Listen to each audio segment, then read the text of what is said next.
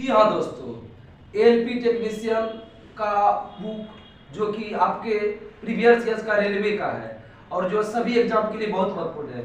इससे पहले इसमें फिजिक्स, केमिस्ट्री, बायोलॉजी दिया गया है। इस बुक की सबसे खास ये है कि एक सवाल को एक बार ही दिया गया है। ये नहीं कि सिर्फ एलपी टेक्नीशियन, ये थोड़ा लो से लेकर के हाई तक है। ये किसी भी एग्जाम को दीजिएगा तो आपका कंप्लीट हो जाएगा। इसमें प्लेलिस्ट करियर मेकर व डीके सर में रोज डाला जाता है, पार्ट 1 पार्ट 2 करके प्लेलिस्ट बना है।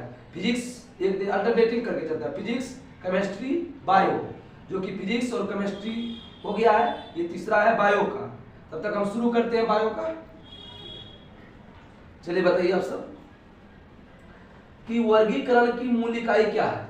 जाति। जाति ना देगा तो स्पेसीज देगा, ठीक है। वर्गीकरण की मूल इकाई क्या है? जाति या स्पेसीज। वर्गीकरण की सबसे छोटी इकाई क्या है? जाति। वर्गीकरण की सबसे छोटी इकाई जाति। हम सब बड़ा से छोटा की तरफ जाएंगे। पहला है जगत। जगत संघ वर्गगण। जगत संघ वर्गगण। परिवार, वंश, जाति। फिर से जगत संघ वर्गगण, परिवार, वंश, जाति। बोलेगा सबसे बड़ा कौन है? जगत। सबसे छोटा कौन है? जाति। जो आ गया ना। जीवधारी के वर्गीकरण के अध्ययन को क्या कहते हैं? टैक्सोनॉमी। जीवधारी के वर्गीकरण के अध्ययन को टैक्सोनॉमी। टैक्सोनॉमी मूल रूप से किससे संबंधित? जैव विविधता। टैक्सोनॉमी किससे संबंधित है? जैव विविधता। जीवों के वर्गीकरण से संबंधित जीव विज्ञान की शाखा क्या कहते हैं? वर्गीकरण विज्ञान। जीवों के वर्गीकरण से जीव विज्ञान की शाखा कहते हैं वर्गीकरण। जीवन की उत्पत्ति बारे में ओपेरिन का कौन सा सिद्धांत? रासायनिक विकास। जीवन की उत्पत्ति बारे में रासायनिक विकास सिद्धांत किसने दिया? ओपेरिन। ओपेरिन किस देश का था? रूस का। ओपेरिन रूस का। मानवीय विकास के संबंध में हाल ही में खोजी गई कड़ी कौन सा जीवाश्म की खोज है? उसका नाम क्या है? होमो नलेदी। मानवीय विकास के संबंध में हाल ही में खोजी गई कड़ी कौन सी जीवाश्म की खोज है? होमो नलेदी। आगे बताइए। नई प्रजाति का विकास उसके परिभाषित परिवर्तन के कारण हुआ है, जिसे क्या कहते हैं? उत्परिवर्तन। नई प्रजाति का विकास परिभाषित परिवर्तन के कारण उसके उत्परिवर्तन। द थ्योरी ऑफ रिवोल्यूशन का प्रतिपादन किसने दिया था? वही होता सापेक्षता का सिद्धांत, न्यूटन ने। Charles Darwin. रिवोल्यूशन हुआ चार्ल्स डार्विन। जीवों में अत्यधिक विविधता का कारण क्या? उत्परिवर्तन। जीवों में अत्यधिक विविधता का कारण उत्परिवर्तनवाद का सिद्धांत किसने दिया? Waghur D bridge. आगे बताइए कि वर्गीकरण के जनक किसको कहते हैं? लिनियस। वर्गीकरण के जनक लिनियस। टैक्सोनॉमी शब्द किसने दिया? APD Candolle. टैक्सोनॉमी शब्द दिया एपीडी कैंडोल। आगे बताइए टैक्सोनॉमी किससे संबंधित है? जैव विविधता से।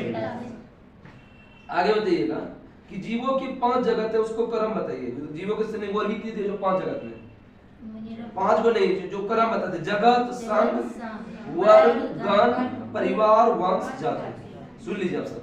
जगत, संघ, वर्ग, गण, परिवार, वंश, जाति। आगे बताइएगा घोंघे का अध्ययन क्या कहलाता है? सरोविज्ञान। घोंघे का अध्ययन और रोगों का अध्ययन नोसोलॉजी या पैथोलॉजी बोलते हैं। कवक का अध्ययन माइकोलॉजी या कवक विज्ञान। आगे बताइएगा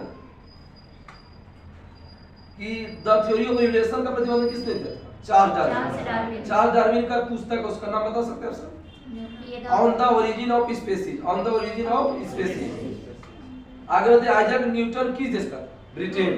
न्यूटन ने कितने नियम दिए थे? 3। आगे बताइए अरस्तु कहाँ के थे? यूनान। जीव विज्ञान के जनक किस देश के थे? उत्परिवर्तन एक जीव के कौन सा अनुक्रम है? डीएनए क्या रहने? डीएनए। डीएनए की खोज किसने किया था? वाटसन। आगे और बताइएगा उत्परिवर्तनवाद का सिद्धांत क्या था? Waghur D bridge. आगे बताइएगा कि कायी कोशिका और जो है ना जनन कोशिका में क्या होता है? उत्परिवर्तन होता है। उत्परिवर्तन किसमें होता है? कायी कोशिका और जनन कोशिका में। इसके तहत आपका जो है ना बायो का पहला पार्ट 1 परिचय समाप्त हुआ। कल का जो नेक्स्ट है वो है फिजिक्स।